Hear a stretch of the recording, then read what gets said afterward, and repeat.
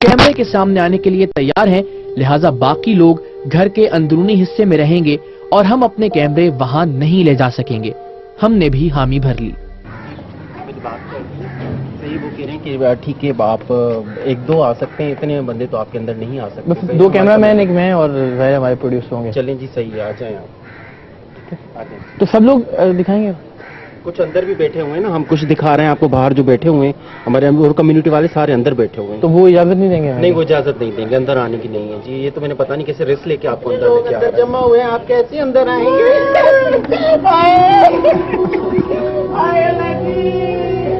माहौल में जो खामोशी थी कैमरों को देखने के बाद वो अब चीखों पुकार और आहो बुका में तब्दील हो चुकी थी। एक लम्हे के लिए हमें लगा कि जैसे वफात पाने वाले ख्वाजा सरा की तदफीन हो चुकी और अब शायद सदियों से चली आ रही दकियानूसी रवायात के खात्मे के लिए हकीकत का सामने आना मुमकिन ना हो सके।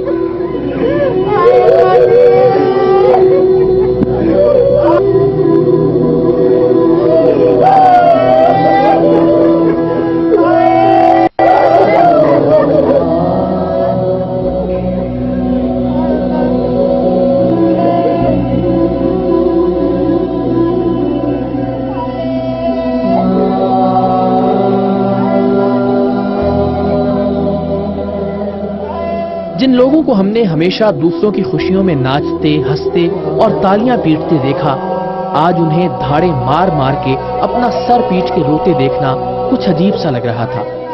माहौल का सोग और उदासी मेरी रगों में उतरने लगी थी। फिर हमें बताया गया कि मरने वाले ख्वाजा सरा की मैयत को अभी गुस्ल दिया जा रहा है। गुस्ल दे रहे हैं, हम गुस्ल दे रहे हैं। तदफीन होगी ना अभी कुछ देर? हाँ जी हाँ, कुछ देर में तदफीन। बीमार थी, कभी ठीक हो जाती थी, कभी बीमार हो जाती थी। हमने बहुत इलाज करवाए हैं, फिर भी नहीं बची।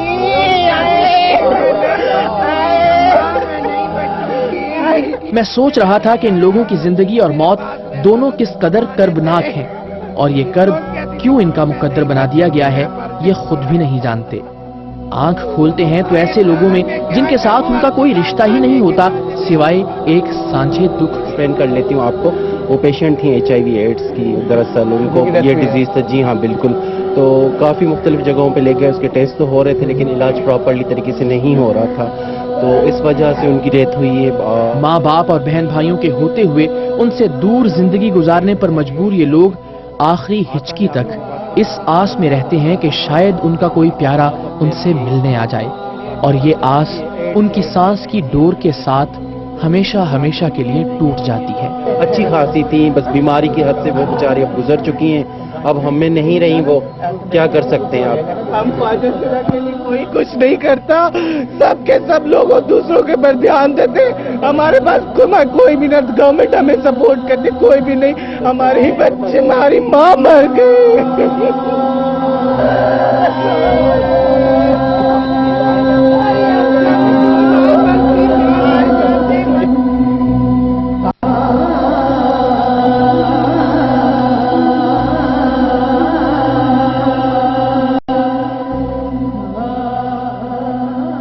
सरेआम की टीम और मोहल्लेदारों की मदद से गुस्ल के बाद मैयत को सहन के बीच लाकर रख दिया गया ताकि उसके साथी उसे आखिरी बार देख सकें। खूनी रिश्ता ना होने के बावजूद भी इन सब के दिल खून के आंसू रो रहे थे और वो जाने वाले के साथ बिताया हुआ वक्त और बांटे हुए दुख याद करके निढाल होते जा रहे थे। मोहल्ले के लोग भी इसे अपना गम समझकर इसमें बराबर के शरीक थे और हर मुमकिन ताउन कर रहे थे। वो जिनके ना तो कभी नाज नखरे उठाए जाते हैं और ना ही कभी उनकी डोली उठती है, उनका जनाजा उठाने के लिए भी 4 कंधे अनजान मोहल्लेदारों से मांगने पड़ते हैं। दुनिया से उठने वाले का जनाजा उठा तो हर आंख अश्कबार थी और हर दिल सोगवार।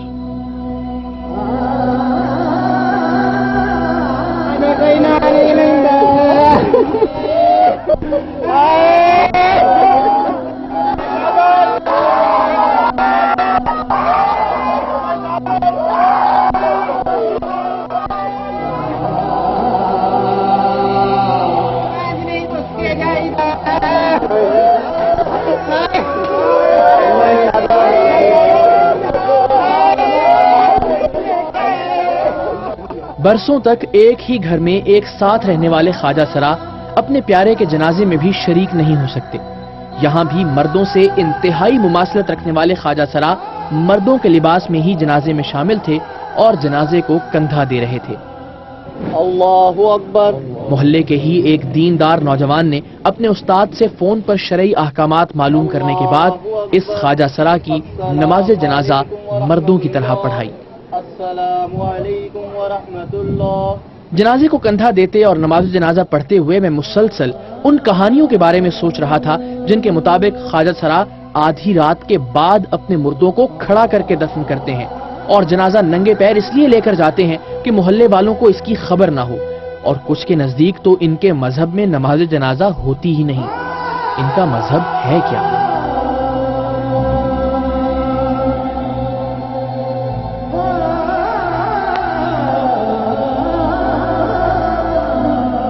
ایک عام انسان کی طرح یہ بھی مختلف مذاہب کے ماننے والے ہیں اور پاکستان میں ان کی اکثریت مسلمان ہے، لیکن ہم یہ سوچنے اور ماننے کی زحمت ہی نہیں کرتے۔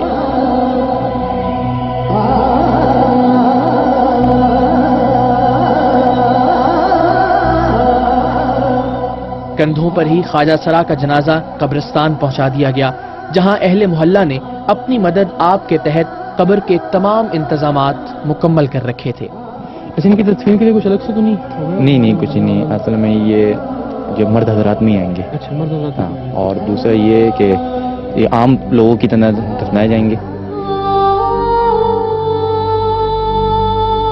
ایک عام انسان کی طرح اس خواجہ سرا کی تدفین کا عمل جاری تھا اور وہ نوجوان اپنے استاد کی ہدایات کی روشنی میں رہنمائی کرتا جا رہا تھا۔ نماز جنازہ سے لے کر تدفین تک اس خواجہ سرا کی آخری رسومات ایک مرد کے طور پر ادا کی گئیں۔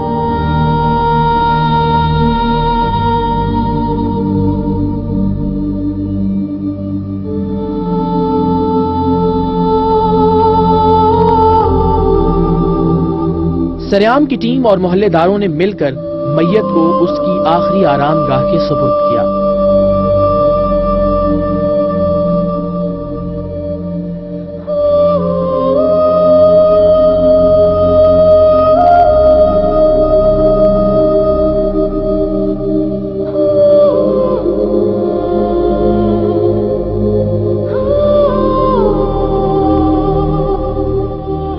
ایک ایسی زندگی منو مٹی تلے دفن ہو رہی تھی جسے زندگی کہنا شاید زندگی کے ساتھ مذاق لگتا ہے۔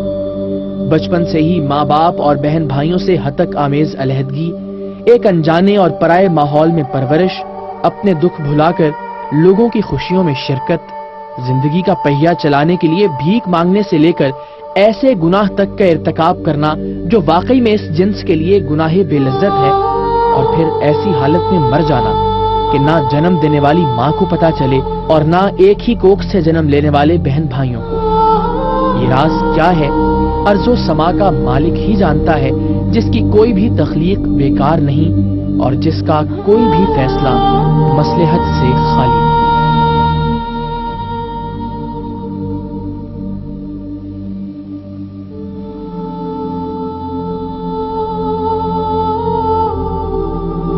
سب سے ضروری اعلان کرنا چاہوں گی کہ پرسوں ہمارے گھر میں بعد اسد سویم ہے۔ آپ سب کا بہت بہت شکر گزار کروں گی کہ آپ لوگ نے ہمارا اتنا ساتھ دیا۔ سب سے پہلے میں ARY پولیس کا، جنہوں نے ہمارے ساتھ اس سیکرٹ کو ہمارے سب کے ساتھ آپ سے شیئر کیا، جو ہمیں جو غلط کانسیپٹ دیا جاتا تھا۔ آپ کا بہت بہت شکریہ۔